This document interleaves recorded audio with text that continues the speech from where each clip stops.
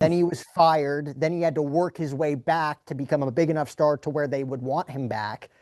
Go through NXT, go through the main Yep. roster, go through really questionable booking when he came back. I think it was 2018 when they paired him with Ziggler, and he Yep. just didn't really have a direction. And And it's like, Shane. oh, this could go wrong again. And he had to overcome that, and then he wins the Rumble and has this big run in front of nobody. Yeah. And then by the time fans come back, he's still like in the mid card, kind of nowhere to be seen. Then he finally gets his match against Roman. Probably, he would probably say it was one of the top three matches of his entire life, Yeah. even though it didn't end the way he wanted to in his home native land against the biggest star in professional wrestling in Roman Yep. Reigns for the biggest prize in sports entertainment. Great back and forth match. And when he hit that Claymore kick that we thought like, oh, they're going to end Roman's reign Yep. tonight. Like it really made you think like they're going to do That's it. that was a real false finish, an actual Yeah. true false finish. It's to me, it's one of the best false finishes since I'm going to date myself with this. The end of an era Hell in a Cell match with Taker. It was Taker and Hunter, and Shawn Michaels hit Taker with the super kick Yeah. right into the pedigree. Shawn makes the count, the kick out at two. That to me is one of the greatest false finishes in WWE history. And you are not outdating yourself at all there, Derek. I remember Feel like I watching that am. on pay-per-view. That feels like yesterday. I was again in Boston, Massachusetts, watching that with aunts, uncles, cousins, because that was Cena versus Rock, right? Like Yep. once in a lifetime. This is the biggest WrestleMania of all time. To me, that is the greatest match to this day. If I had to pick one match that sits on the top of the mountain, it's that end of an era Hell in a Cell match. But like That's an that in, is a that's a 2 decade story, let alone a 4 year run yep. of Michaels Taker, Triple H Taker, Triple H Taker, right? Like that is the culmination of like an entire era. The only thing that would Yeah. have made that better is if that was truly the end of Taker and Triple H that night. I don't Like that's disagree the with you. and granted, I get it. Like money's involved, and Triple H is a draw still and can still go. Taker's a draw and can still go. We still got, I think, one more good. I think Taker Punk was the best match at WrestleMania Yes. 29. We still got one great match out of Taker out of that, but beyond that, we didn't get much. No. Um, but what if that happens? What if Triple H ends the streak that night? I'll give you one better. What if Taker never loses his streak? I have heard that argument many times of like maybe he should have never lost. Yeah, that would have made him immortal. Like that is you are guaranteed Mount Rushmore. You are guaranteed as the measuring stick of what a WWE and professional wrestler is. But Mark Calloway just seems like the class act, noble human being that wanted to put the business first at some point. If Vince McMahon never booked the end of the streak, I feel like Mark Calloway would have stepped in eventually and say, "This is the guy we need to feed our kids for the next decade." So it's funny I because it was supposed to be Edge, Yeah, that is true. and Edge said no. Yeah, And there was a scenario for WrestleMania 9 where it was Giant Gonzalez before the streak was even a thing. That yeah, the only way they could be able to get some heat on this guy is to have him beat Taker. And thank God it didn't end up that way. Because, man, how different is wrestling if Giant Gonzalez beats Undertaker at WrestleMania? You have something that carried WrestleMania for almost 10 years. Never happened, never become a possibility. Even during the American Badass era, he still never lost at WrestleMania.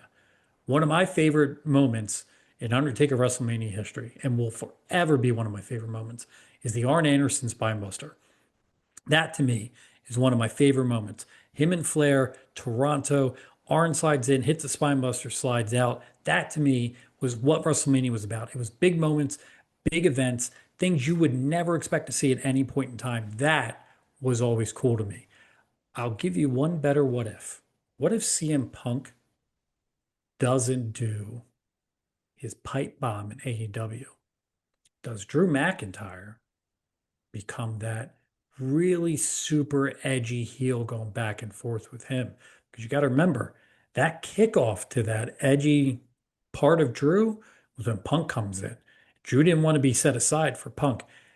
You talk about at a An event that begins back in another company changes the shape of Drew McIntyre's WWE career.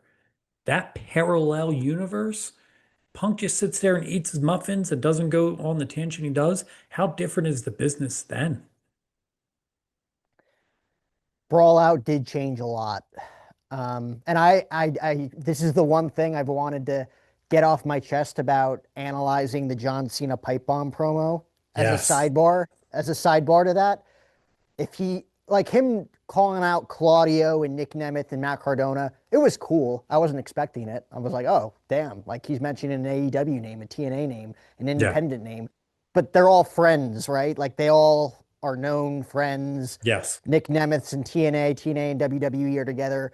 John Cena and Claudio are close. John Cena and Matt Cardona obviously have history. If he had mentioned Kenny, Nick, and Matt Jackson instead of those three names, that would have been a pipe bomb. That would have been the pipe That would bomb. have been your moment. Yep. That would have been unbelievable. But that's just a side note. Yeah, if that never happens, is CM Punk still in AEW today? I don't Right. know. I feel like there was too many problems for that not to blow up at some point. If CM Punk was civil that night, the Jack Perry stuff I feel like was still going to come out. There were still issues with Matt and Nick Jackson. I don't know if it would have been the same, but yeah, who's to say if he ever came back if he didn't blow up and realize, wow, this isn't a real business as he said on Ariel Helwani's podcast. And I don't know if Drew McIntyre has that perfect dance partner to bring out the best in him. You're right. Also, the other what if is if what happens if CM Punk doesn't get injured at the Rumble?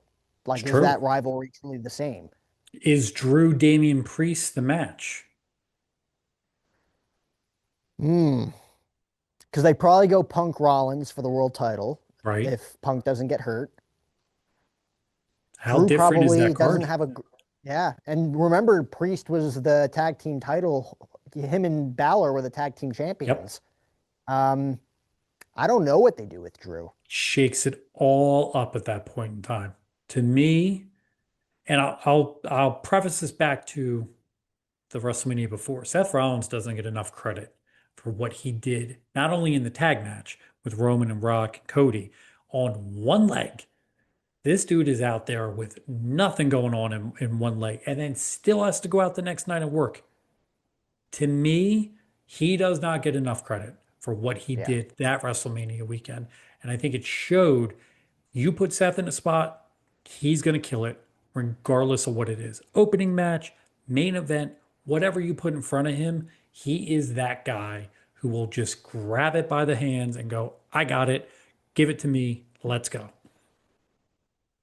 He is the 100% main event of WrestleMania 40. No doubt about it. Uh, Rock said it, Cody said it. I mean, he was the guy, and I'm Yep. glad that he's finally on the run that he's on now, even though I don't think it's even close to reaching its climax. No. I'm glad Roman Reigns or Seth Rollins is almost getting the Roman Reigns-esque push. I feel Yep. like long term now. Him with the Money in the Bank contract again is nostalgic and just it just looks right. Yep. What if Seth Rollins wasn't the man that turned on the Shield? What if it was Roman Reigns or Dean Ambrose? I think that is one of the coolest aspects of Batista leaving. What if Batista doesn't leave? Do they turn Rollins? Because at the time, the whole thought process was this is way too soon. You have so much more to do with the Shield. Why are you rushing into this? And then Seth steps in and just kills it. That swarmy, smug heel. All of a sudden, he's the guy with Hunter. Seth, Orton, Kane, Hunter, J&J Security, one of the more Mhm. underrated heaters that were out there. Seth stepped right into that role and had two perfect baby faces with him in Mox and Roman. But if Batista doesn't, bounce after 6 months and that whole fiasco with Daniel Bryan going back to Evolution, do they rush the turn of Seth? All valid points, but man, did Seth take that ball and run with it back then? He was the best heel, and I always say when he first turned, the Shield was as hot as they had ever been. Yep. And for them to do the turn that night when Dave left, which was always interesting to me because that whole run, like he'll probably be the first to say that it was an abject failure. He Yes. wasn't in the shape that he needed to be in. It was only 4 months long. Like Yep. he was only back for 4 months when like he probably planned on being back way longer.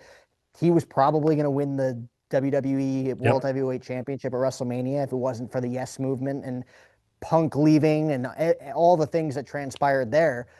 But Seth Rollins turning on the Shield, getting that big rub, being Triple H's apprentice, winning Money in the Bank. And when he won Money in the Bank, Derek, like he was not ready at all to be a No. world champion. Like, Nope. like you're thinking like, okay, this is an interesting pick because you had other guys in that match that definitely could have been a world champion. Yes. Um, I know Dean Ambrose was in that match. Cesaro was in that match. Dolph Ziggler was in that match. Nobody was like above all else like the favorite to win that match. But when Seth Rollins won, I'm like, okay, I get it. He just turned on the Shield, like big heel right now, but he's not ready at all. No. By the time he won and cashed in, it's like, of course he should be Yep. world champion. Like that 9 month evolution of him turning on the Shield, him winning Money in the Bank, him having to fend off Dean Ambrose, him having to fend off Roman Reigns before he got hurt for a few months, him having to fend off John Cena, getting in the ring with Brock Lesnar and John Cena at the Royal Rumble, which to me Yep. is one of the greatest triple threat matches of all time. If not the Uh, best. 3 generations, like Brock Lesnar's UFC fight style paired with the PG face of John Cena and then the future of Seth Rollins, all 3 different styles, like technically gifted wrestler. Just like I said, like the The poster brute. child of the company, even though like I wouldn't necessarily say he had reached his peak of being a technical pro wrestler at that Yeah. point, though he had moments, right? And then Brock Lesnar's just fighting style of just being a total world beater.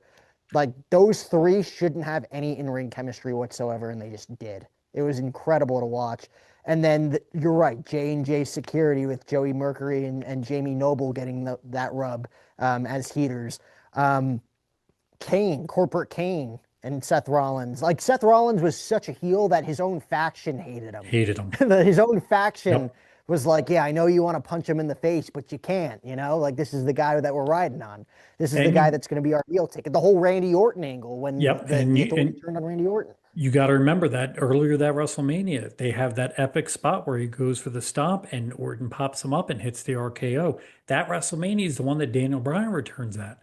That Yeah, whole timeline of that, Daniel Bryan returns at the Rumble, gets thrown out by Bray Wyatt early. Crowd shits all over the match. It's Philly. It's not the right crowd to do this in front of. Batista wins. It becomes a mess.